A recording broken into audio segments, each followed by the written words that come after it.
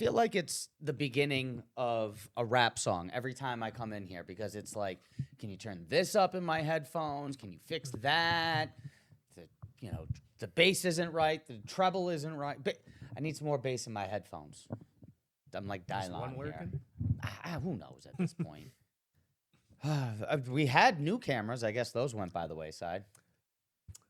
Are we not allowed to talk about that stuff? Are we not? I don't know. Are we pulling back the fourth wall on stuff we shouldn't talk about?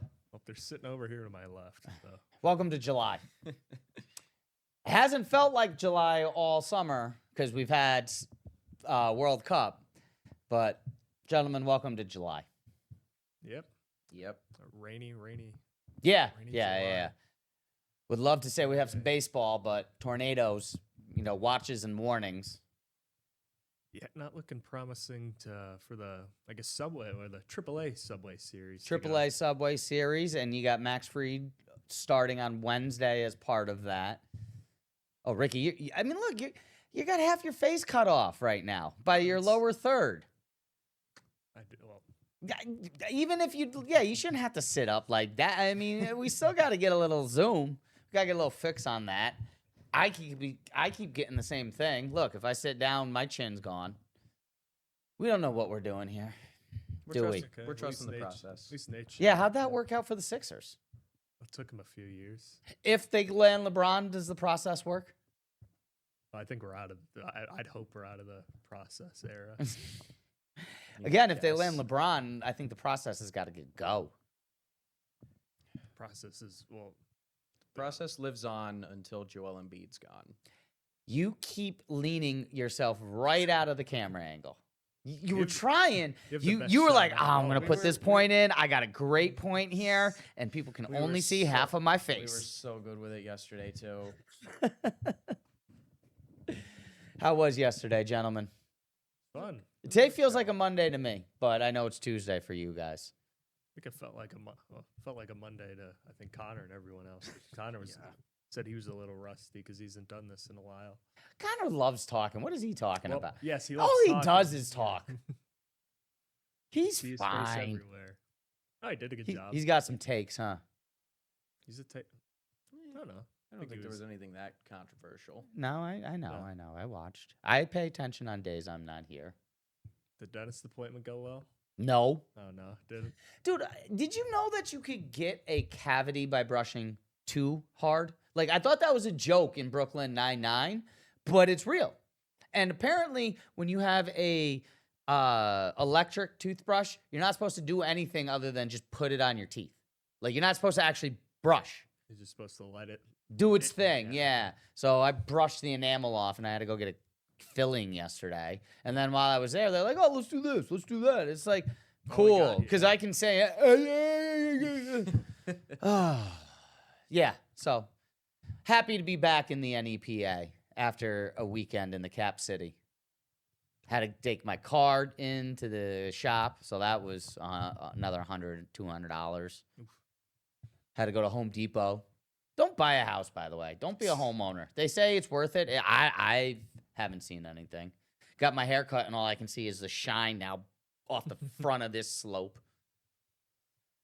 Good to be back, boys.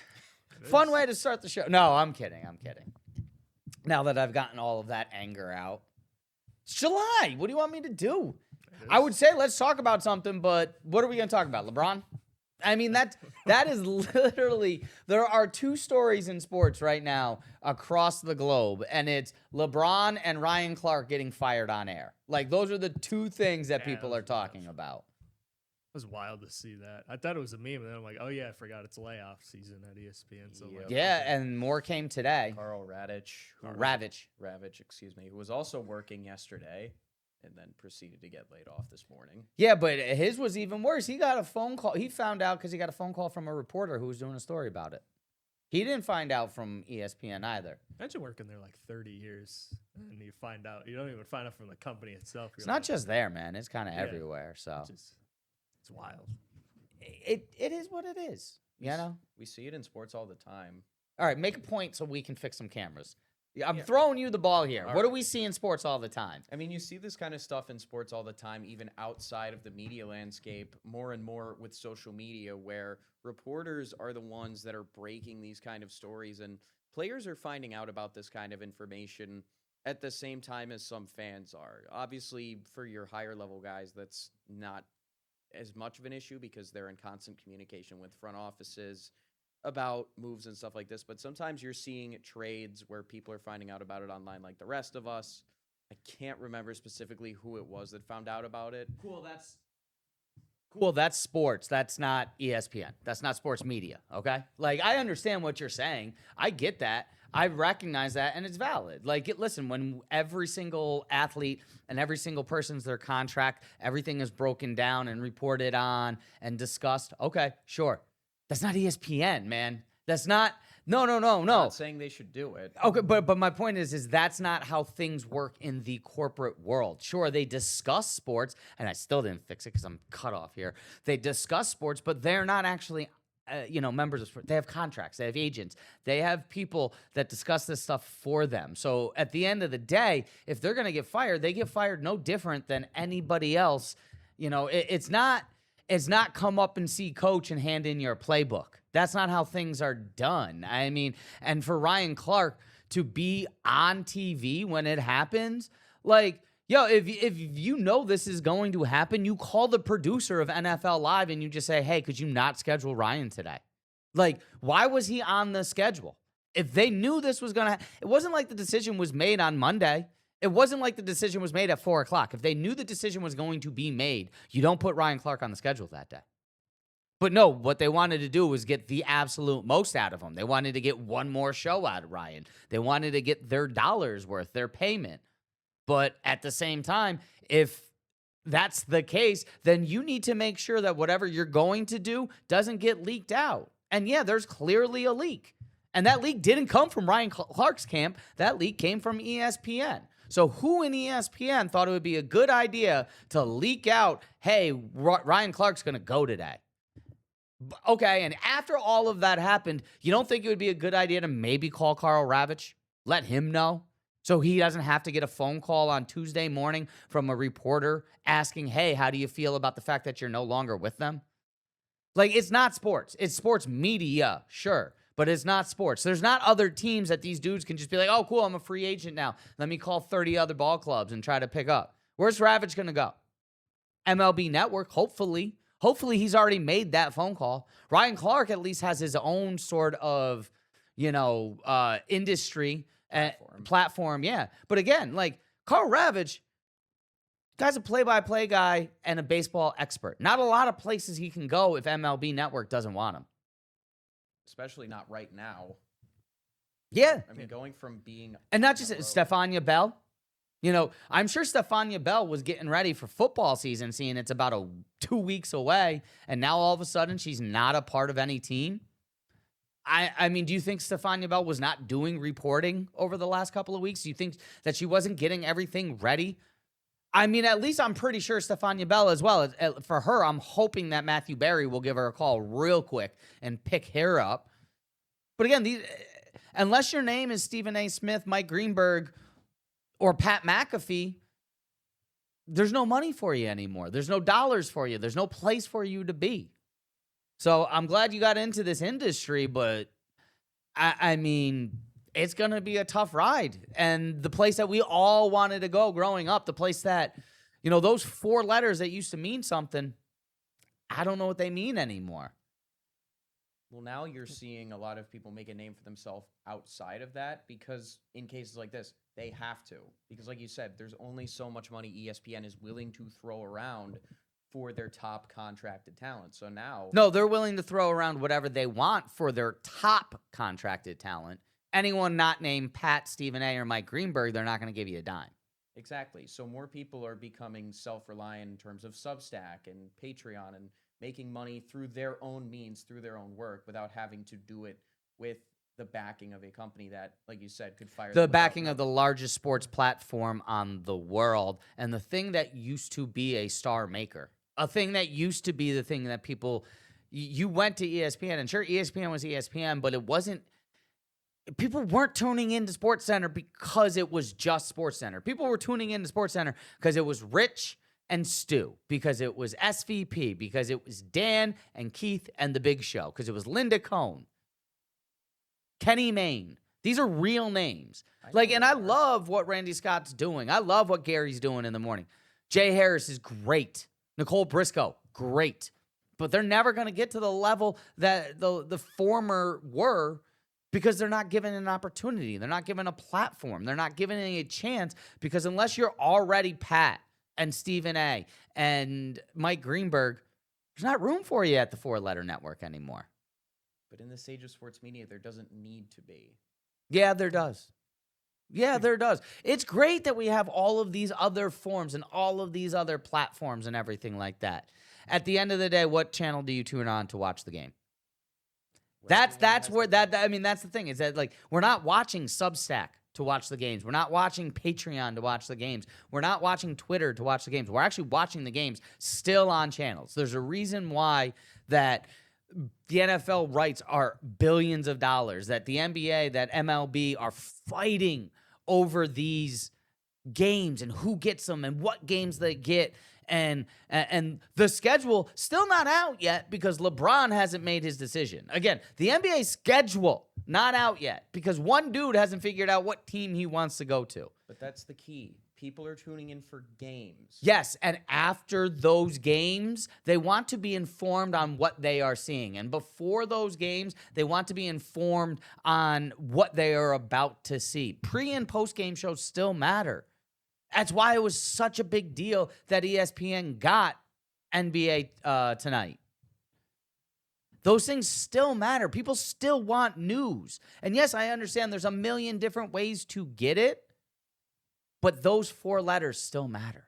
Those 4 letters still mean something. Very much like ABC, NBC, CBS, those things still mean something. Sure, you can give me news, but if you tell me it's from blah, blah, blah.org, it does not matter. So, like, if you can give me news, again, there are plenty of places that, oh, that's a fact? Okay, where'd you find it? And then you give me your source, and your source is like The Onion. Your source is Wikipedia. That's a lot of places still. So, like, yes, it does matter that there is entities and there are things that are keeping what we watch legitimate. And those things are going by the wayside. I don't want to see, when I'm watching NFL on Sunday morning, the pregame show, I don't want to see some 22-year-old explaining to me how she's making TikToks on the sideline. I don't care. That's cool. Like, that's what they did last year. And I'm real happy for the person that got that opportunity. And I'm not poo-pooing on that. But that's not what I care about on a Sunday morning. Save the TikToks for TikTok. I want to know what's going on, because guess what? Sunday is big money days. I care about what's going on Sunday, because guess what? I'm sorry, I play for entertainment purposes only, and so does everyone else in this country. This is the reason why football is football. It's the reason why we have DraftKings and FanDuel and 9 different other things. Because on Sunday mornings and on Saturday nights and Thursdays and Mondays and whenever else there's a game, people want to make money off of that. And more often than not, they don't, because we're too worried about TikTok and Patreon and Substack instead of actual information on our television, actual journalism, actual news. And the people who break those things are now unemployed, and are finding out they're unemployed from people who report on reporters. They're not finding out they're unemployed from their actual employers. And that's a problem. Yeah, I'm not disagreeing that it's a problem. It's just that when you have avenues to bounce back, that makes it a little bit easier to stomach. And sports media Please go tell that to Carl Ravage's family today. Please go tell that to Stepania Bell's husband today. That there are ways to bounce back, of course. No, okay, yeah, cool. Do you think they, like, today, do you think that matters? Yesterday, when Ryan Clark is on television and gets a text message or whatever it was broken to him, hey, guess what? You're not part of this network anymore. Do you think the fact that he has a Substack, like, that made him feel better? I'm sure in Yes. time. No, I'm sure in time it might. But do you think in that moment, having those other avenues mean anything? No. Okay, that's the point. I'm Like, not yes, disagreeing. everyone's got another avenue. Everyone can bounce back. America loves a comeback story. But there needs to be some sort of dignity in the way that comeback story begins. And finding out on Twitter or from a reporter while you're on air does not matter what other avenues are out there. That's not the way that business should be done. I'm not disagreeing with that at all. The way they went about it shouldn't have gone about it that way. They deserve more respect than that. I just look at it from the perspective of at least there is a place where they can bounce back, where that comeback story can begin. And there's more avenues there than it was when somebody's getting fired like this 30 years ago. Have you subscribed to Ryan Clark's Patreon? I have not. Why not? Ricky, you're a Steelers fan. Have you subscribed to Ryan Clark's Patreon? Are you giving him now $2.99 a month or whatever it might be because he's no longer on ESPN? I'm not. Well, Okay. no. And I'm not trying to call you guys out. I'm just simply saying, let me ask you a question. You're scrolling through Facebook, right? Or whatever. I get it. You don't have Facebook. You're young. You're Gen Alpha or I didn't whatever. say anything. But you're scrolling through social media, right? And you see an article. And it's a great article. It's something you're interested. You want to read. You read 3 lines, and then the Athletic pops up with, do you want to pay $9.99 to continue reading this? Well, that's a bad example because through Penn State I get it for free. I understand. I understand the point. I understand the point. appreciate the fact that he did that, though. I would have done that, too. But you get what Yeah, I'm I saying is that, like, sure, those avenues are there, but people aren't going out of their way to get to those avenues. So unless Stefania Bella and Ryan Clark are going to start up OnlyFans, I don't think that Patreon and Substack are going to supplement the contracts that they had from the Disney network. They're not taking over it completely, but there are people that are able to make a living off of things like that. Look at Audrey Snyder, Penn State alum, worked for The Athletic. They laid off their entire sports department. She now is still able to provide coverage like that through Substack. How much longer or how many more paper cuts can the industry survive, though, before there aren't places? Because you're right. Yeah, there's some other places, but they're going by the way. There's no Sports Illustrated anymore. There's no New York Times sports section anymore. I mean, and what it was The Athletic. There's no Athletic anymore. I mean, Because now it's individuals doing the reporting for themselves. cool. They That's are the great. platforms. That's awesome. And you know what I got all weekend? Individuals doing reporting for themselves with blue check marks telling me that LeBron has signed 9 different contracts. Okay? That's what we're in. Because it used to at least, and I'm fine with that. And it used to be, okay, cool, I can know Spot Center versus Sports Center. I can know this. No.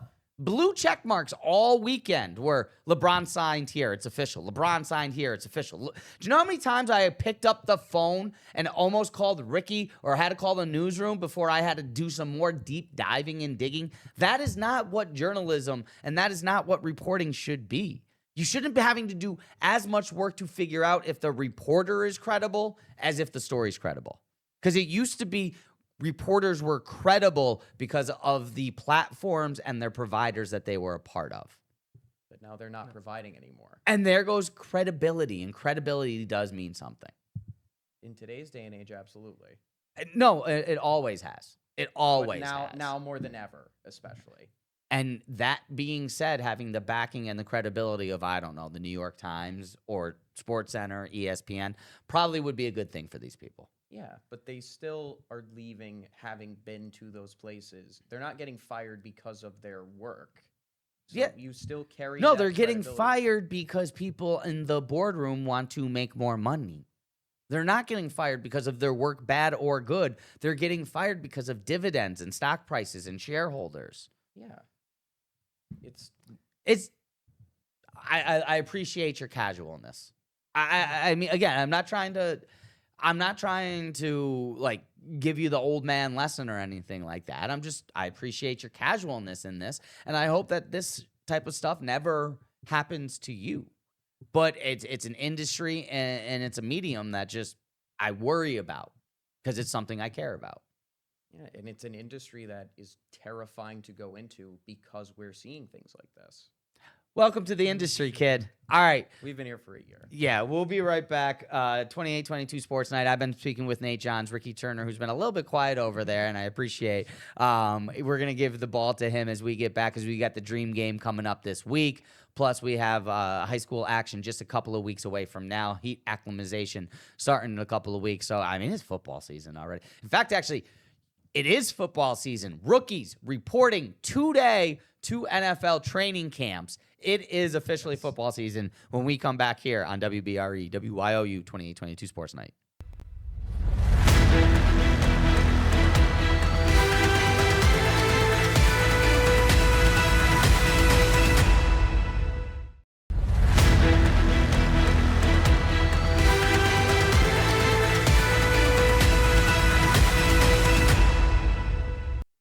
All right, welcome back in. This is the 28-22 Sports Night here on the WBRE WYOU 28-22 CTV Now app, which you can download on Amazon, Apple, or Roku.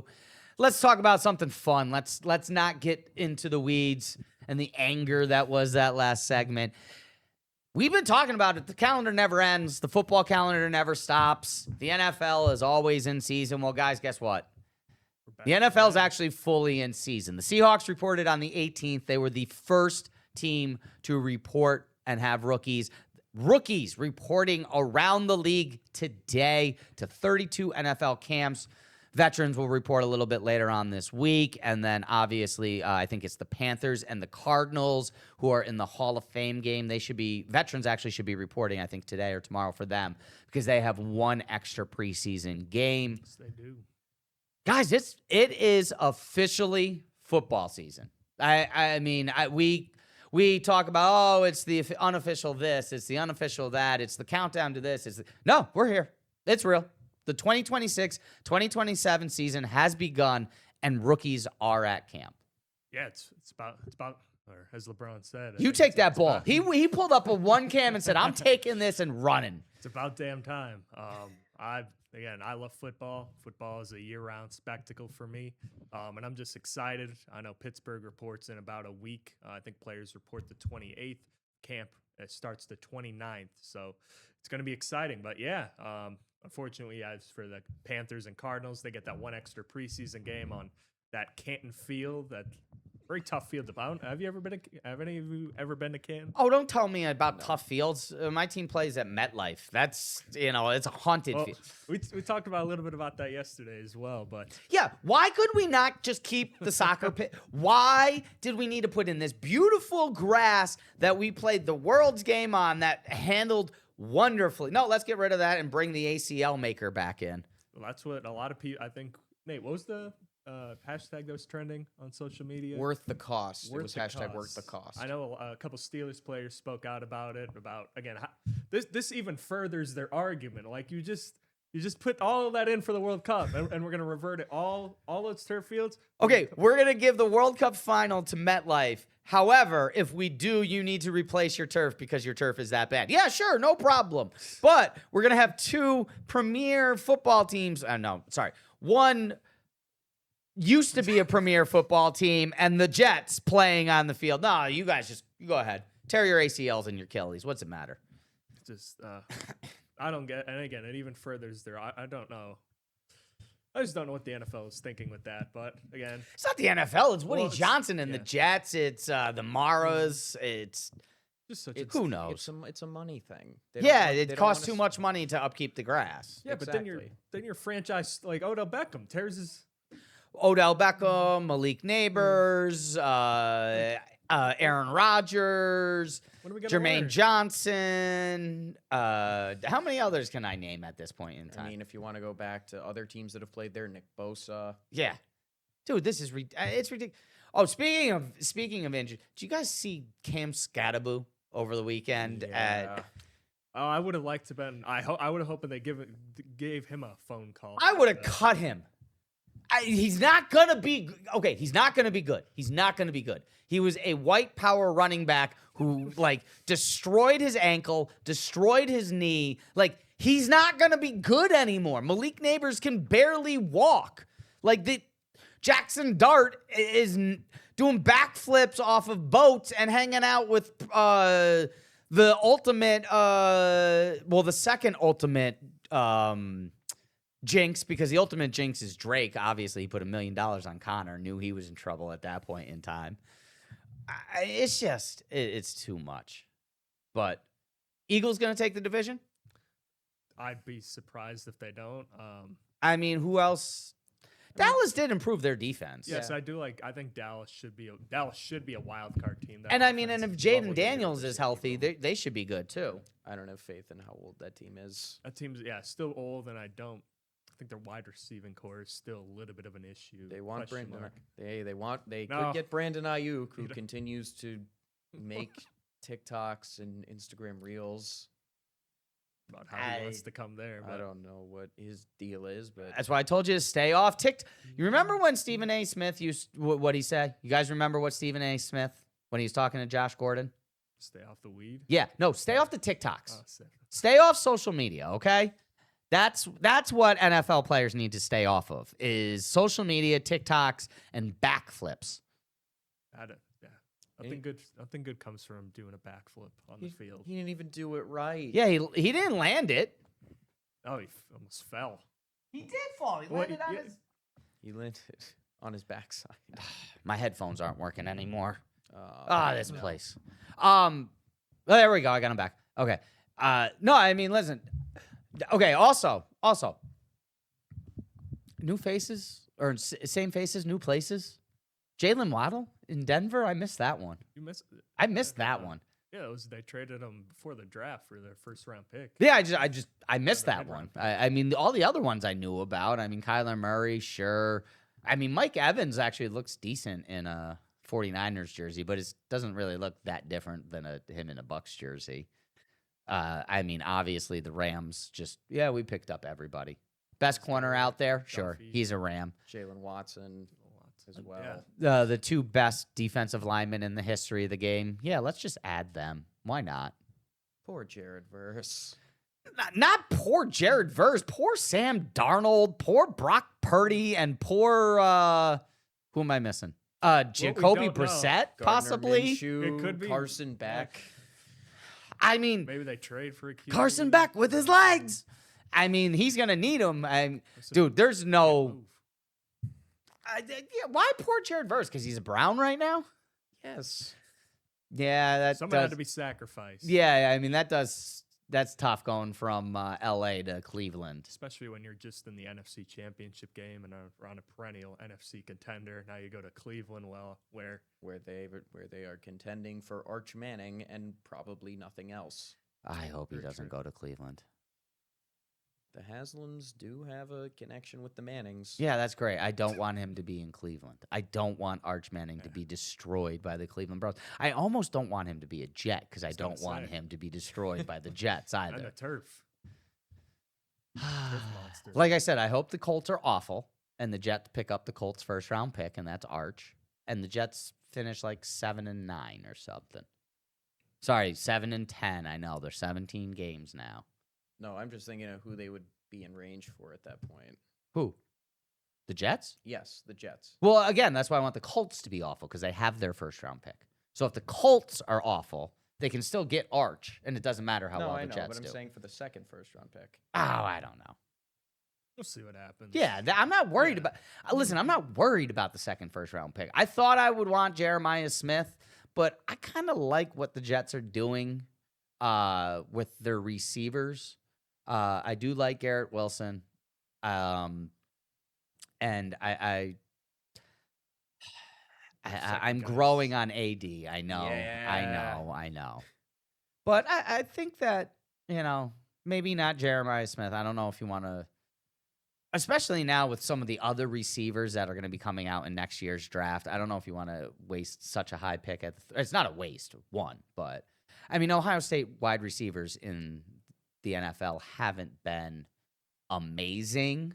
They're getting better. JSN is awesome, but I mean, Marvin Harrison hasn't. Sorry. Marvin Harrison is the greatest man on the face of the planet. I will never say a bad word about Marvin Harrison ever. Now, Harrison Marvin and Harrison Marvin Jr., not so good. Yo, don't talk bad about that man. I wasn't going to. Okay. Just no, don't talk bad about Harrison Marvin. But yeah, I mean, Ohio State wide receivers, like, I get it. People say it's wide receiver you, but I haven't been in love with them in the NFL. Like, if you said who's wide receiver you in the NFL, I mean, it's LSU. Like, to me, LSU, Justin Jefferson, Jamar Odell Chase. Beckham, Jamar Chase, Malik Neighbors for a season and a half. Yeah, I mean, those dudes, they ball out. Like, I mean, Jarvis Landry was awesome too. Like, Thomas had a really good rookie year. yeah. Like, you want to tell me who the best wide receivers come from? I'm going to tell you it's LSU. Like, Yeah. Ohio State, I think, just does it a bit more at a first round quantity, which people are a bit more impressed by. But because agree. they have more money. Like, that's why I'm not impressed by what Indiana just did. I'm not impressed by the. over this last week. I'm not. going They over it didn't. again. They didn't beat anybody in the Big Ten. They didn't. They beat Ohio State in the Big Ten championship, and Beat Oregon in Oregon? the semifinals by Beat Oregon 40 twice. points. Ohio State wasn't that good last year. They weren't. Okay, like, yeah, they had this $20 million roster, but like, you look at who they beat and how they beat them, they weren't that great last year. Well, then Indiana took advantage of a bad Big Ten. I'm And not. got a I'm not. championship. Listen, I'm They not still had a saying that they didn't go 16-0, that they didn't beat more teams than anybody else, and all of these other things. I'm not. But I'm not impressed with the come up. Like, it's not like Kurt Cinetti came and was like, "Oh, I'm gonna build this on grit and this and that." No, Kurt Cinetti built it on the checkbook of Mark Cuban and the other Indiana alums that never had donated to football, and now we're like, "All right, sure, we'll donate." Yeah, but they got their butt kicked last year in the first round by Notre Dame. Yeah. Okay, cool. Like, I mean, Yeah, but it's not like you also brought. I mean, we went over this, but it's not like you brought in these high caliber. Yeah, it was coveted built on transfer Elijah players. Surratt and Curtis you're right, because he Rourke. didn't just sign the #1 wide receiver in the country. Well, how do you get to that point from being 3-9 as frequently as Indiana was? You have to do a job again. Money plays a part in it, but you also have to sell the vision. A wide receiver is not going to come to go 6-6. Look at Michigan. Teams can spend money and it doesn't work. Michigan has won like 3 national championships over the last 5 years. Since the last one, when the NIL stuff really took off. Okay, Even- money even- does work. Money does work. Money Even Penn works. State And last year. and Even Penn State last year spent all this money to go 7-6 and play in the Pinstripe Bowl. yo, that was your own fault because you shouldn't have fired James Franklin. I think they. How much time do His we have time to was- talk about that? A man who was the previous season was a play away from the national championship game. James Franklin, who's been a play away from breaking the glass ceiling for a decade. They're a play away from beating Oregon. Okay, and you think the guy you have in place now is going to do it? I think it gives you a better shot than Franklin does. Franklin is a program builder. They needed a reason. He's a great coach. He's just not going to win you a national championship. All right, we're coming back in just a moment. We're going to continue this conversation because it's football season. Football's back here on 2822 Sports Night.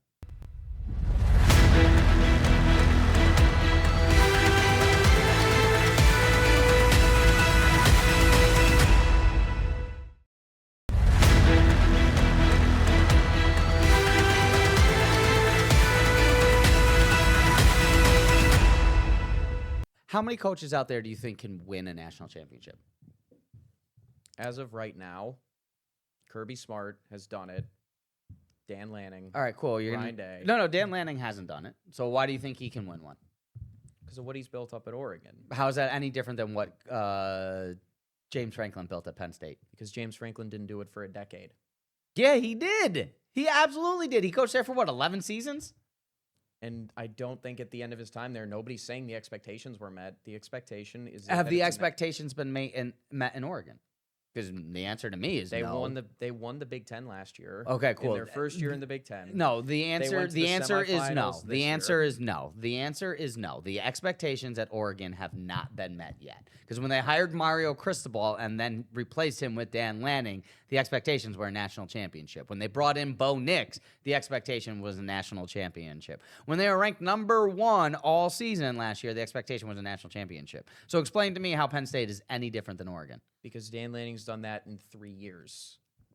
No, Dan James Lanning Franklin. did not do that in 3 years. Mario Cristobal did that, and Dan Lanning is finishing what Mario Cristobal started. However, most of those recruits now are going to Miami. I wonder why that is. Why are they going to Miami instead of Oregon? Maybe it's because the guy who was doing it is there and Dan Lanning ain't that guy. Or it's money, as you said. I was going to say, you want to talk about schools that can open up a checkbook. It's Miami not and them. Oregon It's not. No, both no, do. no, no, no, no, no, no, no, no. Miami and Oregon both can open a checkbook. And Miami notoriously and historically has not. For years, Miami has not opened up their checkbooks. That is why they have gotten in trouble so many times, because Uncle Luke had to open up his checkbook because Miami wasn't doing it. Because Phil Nevin had to open up his checkbook. Well, had to open up other people's checkbooks because Nevin didn't actually have a checkbook. Like, no, Miami has not paid for players. Miami just recruited the state of Miami. They drew a line and said, you ain't getting these guys. And then for a while, all those guys went everywhere else. And now guess what? Now that Mario Cristobal's back, those dudes ain't leaving. I still don't understand how they didn't sign Fernando Martinez. I still don't get that. Cuban kid from Miami, how they missed on that one. Because he went to Cal. Okay, he grew up in Miami and went to the same high school as Mario Cristobal.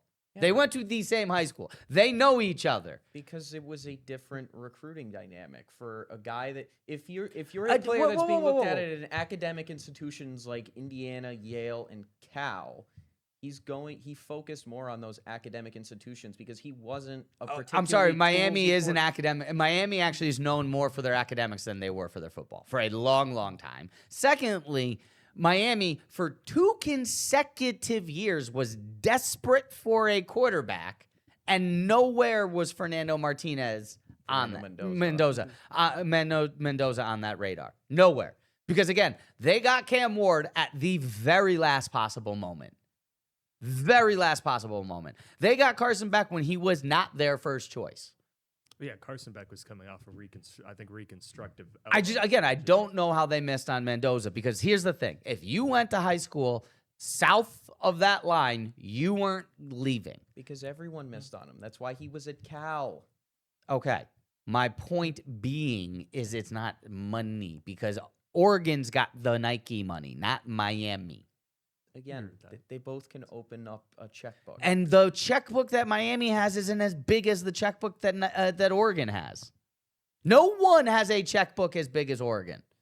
No one. I agree. Nobody has a checkbook as big as Oregon. But Dan Lanning stepped in and has taken them further than Cristobal did. Miami still hasn't won the ACC in his tenure. Yeah, you're right, but he was a drive away from winning the national championship. So yes, Dan Lanning's Oregon got farther than Mario Cristobal. Mario Cristobal has gotten further than Dan Lanning. Okay. And here's the other thing. And this was proven this year. Doesn't matter if you win your conference championship. Does not matter. Look at Miami. They weren't even in it. Yeah, and again, but again, it does not matter, because look at Alabama, look at TCU, not TCU, Texas Tech, look at BYU. It does not matter if you win your champion. In fact, actually, after what happened to BYU, I wouldn't even play in a conference championship anymore. Knowing that Notre Dame doesn't have to play in a conference championship and they're still going to get in no matter what, what's the point? Why am I going to go play in a conference championship? That doesn't mean anything. Well, that's why they kept Alabama in, because they didn't want to de-incentivize teams from playing in the SEC championship. BYU just got beat bad enough to where they were on the outside anyway because of the auto bid, so it really didn't matter for them all that much. The only thing that matters for the conference championships was for JMU and Tulane, because other than that, it didn't matter. Like it doesn't matter. BYU lost twice, both times to Texas Tech. Guess what? Texas Tech wasn't that good. Defense was good. Their defense was good, but we saw they weren't that good. Like, yeah, I mean, they just weren't. Play. Huh? It was the quarterback play. Yeah, sorry. Like, not trying to be rude. Like, again, it's like, oh, these teams are great. No, if these teams played back-to-back weeks, they are not as good. Like, the UCF. Like, sure, okay, they beat Auburn. in a bowl game. Cool, awesome. They had 30 days to prepare for it. Auburn didn't want to be there. UCF was trying to prove that they are, the undefeated national champion. Nah, UCF run a SEC schedule for 12 straight games and see how you do. Scott Frost, go play in the Big 10 and the Big 12 for 12 straight games. How'd you do? Oh, you're back at UCF? Yeah, that's right. Back to the point on Oregon. That they're the same exact school as Penn State.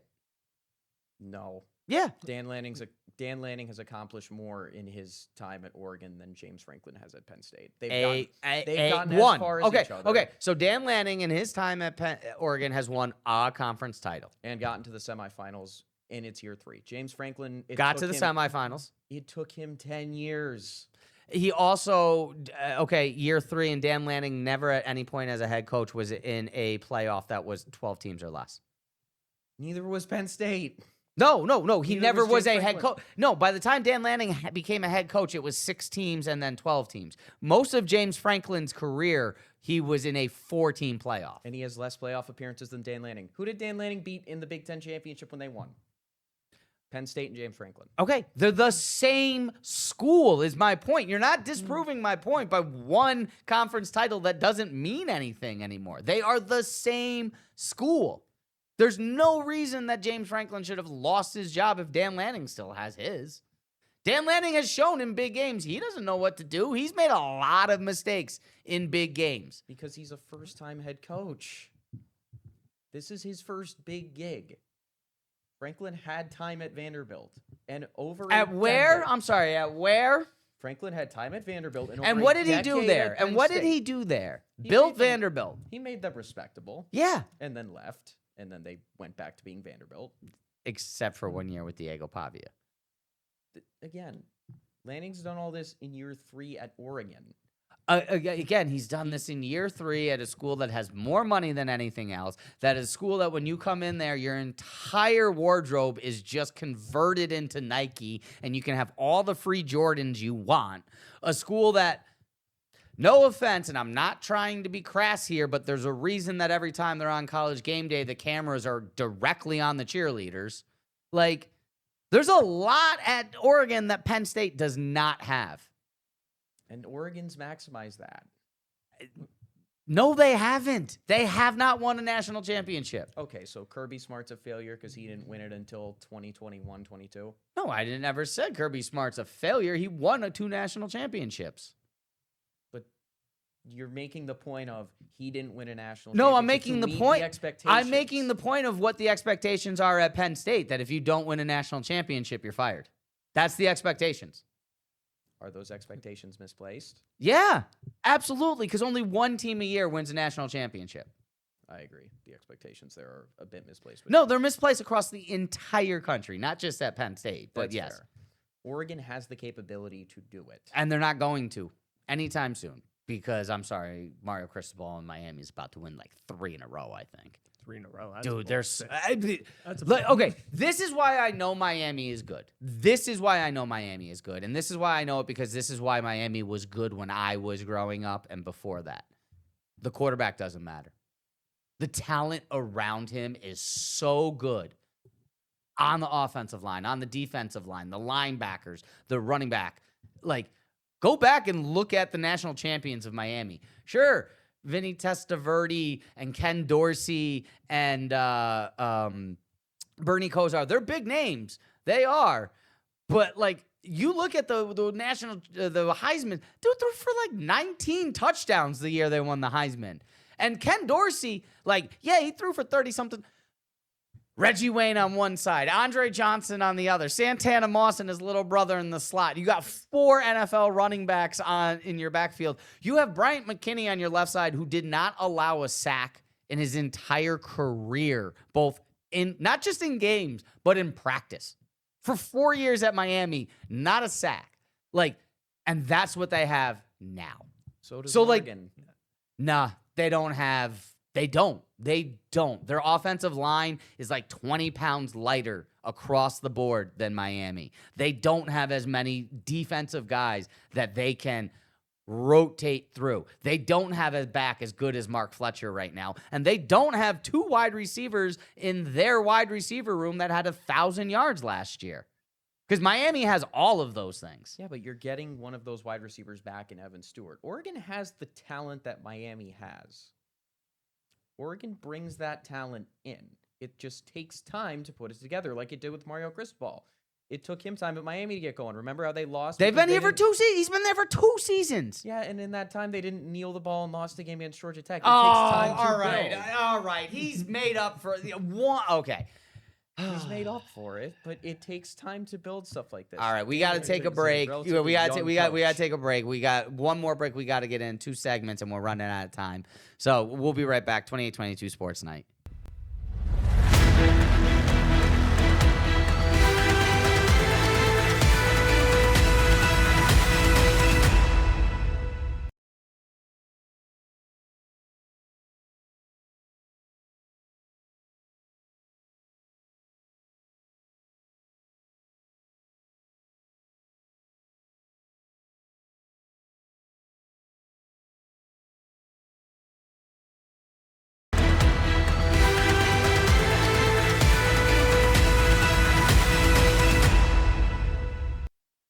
Hello, everyone, and welcome back to 28-22 Sports Night. It's just going to be me and Nate finishing off the last 5 minutes here.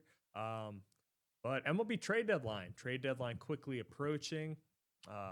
Teams buyers, some teams sellers, Phillies and Pirates right now supposedly are buyers at the deadline. So, Nate, I guess what do you expect the Phillies right now? They're coming off a big win against the Dodgers last night. What do you expect them to go for? I think their biggest targets are going to be a right-handed hitting outfielder, a couple relievers for the bullpen. We saw they had some struggles yesterday against the Dodgers, made the game a little bit closer than it should have been, and then another 5th starter just to fill in the days between Jesus Luzardo, Zach Wheeler, and Christopher Sanchez. So finding a 5th starter, adding to the bullpen because every contender needs bullpen help, and then a right-handed hitting outfielder. Ricky, what do you think the Pirates are going to do? Pirates. Well, the Pirates need bullpen help. The Pirates, that has been a clear need this entire year. They do need bullpen help. Their bullpen has continuously been one of the worst in the MLB. I think they have the 2nd most blown saves in the MLB behind only the Nationals, who, if they had a league average bullpen, would probably be leading their own division right now. But the Pirates need bullpen help. Defensive third baseman, I think, is a must as well. You saw it last night against the Yankees. They struggled there. Nick Gonzalez, as good as he is batting over 300 among the highest batting averages in the MLB, he has struggled to field the ball continuously. And that is where, ironically, they're sort of missing. If you can combine Brian Hayes and Nick Gonzalez into one player, that would be the Pirates' future third baseman. And then to have the whole left side of the infield sorted out for the next 10 years. But that is not the case. They need bullpen help. Their offense has been pretty stacked. Another outfielder might help as well. Some catching has been a concern with Endy Rodriguez outside of Henry Davis, who's given them below league average production despite being an above average defensive catcher. So the Pirates, again, bullpen and some odds and ends, because their offense has been so great, to help out their defense would really, I think, solidify them to go a long way into getting into possibly the MLB wild card. Yeah, it should be a fun deadline. When was the last time the Pirates were buyers like this? The Chris Archer year? Yeah, and Chris Archer didn't turn out that well. So luckily they don't need starting pitching. But yes, we'll see what happens with the Pittsburgh Pirates and the Philadelphia Phillies in the coming days as we approach what is it, August? August 3rd, I was going to say say. August 3rd deadline. So we'll keep an eye on that and what teams make moves, and we'll probably give our thoughts closer to the deadline. But we're going to be talking some Dream Game next. So stay tuned, everyone. I got about 2 minutes left here in show. So everyone stay tuned for some Dream Game coverage, with that coming up on Wednesday night at 7 p.m.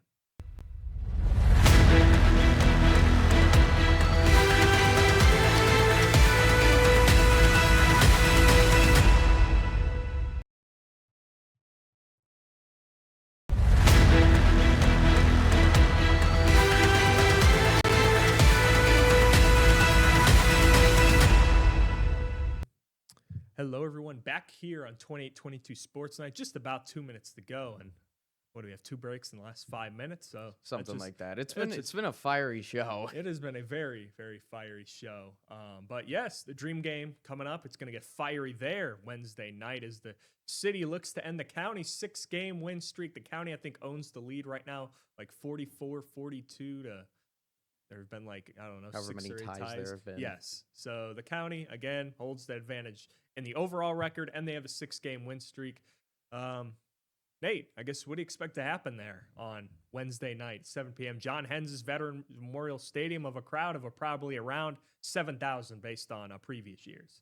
Well, it's going to be a pretty run-heavy game. Both teams love to run the ball, and we saw it last week. They're stacked to talent in the running back room. I think the city's offensive line and the strength and size they have there, like we talked about with Miami, is going to be the difference. And I think the city team snaps the losing streak. Yeah, I think we're both sharing the same sentiment. As much as I like this county's quarterback advantage, when you have a massive offensive line like the city has, it might not matter because they want to run the football. Both teams are really going to want the football. We talked to Jeff Arthur. He says he's got a balance between his QB's talent and their offensive line depth and the weapons that they have outside. And if you're the city, well, you just have a bunch of really, really good running backs and you have one quarterback. So that's probably going to play into it a little bit. But ultimately, again, we're going to see what happens. It should be a fun night there at the Dream Game. It's always a huge draw around the area. Over 7,000 people pack John Hens' Veteran Memorial Stadium. So should be a fun night and hopefully some good competition as some senior football players take the field one last time in NEPA. But that's going to do it here for 2822 Sports Night. We hope you all had a great time in this fire episode that featured everything from ESPN layoffs to Dan Lanning. Dan Lanning versus Mario Cristobal. Yes, Dan Lanning versus Mario Cristobal, which we basically turned into Dan Lanning versus Mario Cristobal with James Franklin, with the side of James Franklin, MLB trade deadline, and of course, ending it here with some local stuff with the Dream Game. Hopefully, the rain hasn't ruined your Tuesday afternoon, and hopefully you have a great night. We'll be back here at 8 p.m. on 2822 Sports Night, where the Dream Game will be going on at John Hens' Veteran Memorial Stadium. But hopefully everyone has a great night. Stay dry, and we'll see you tomorrow night.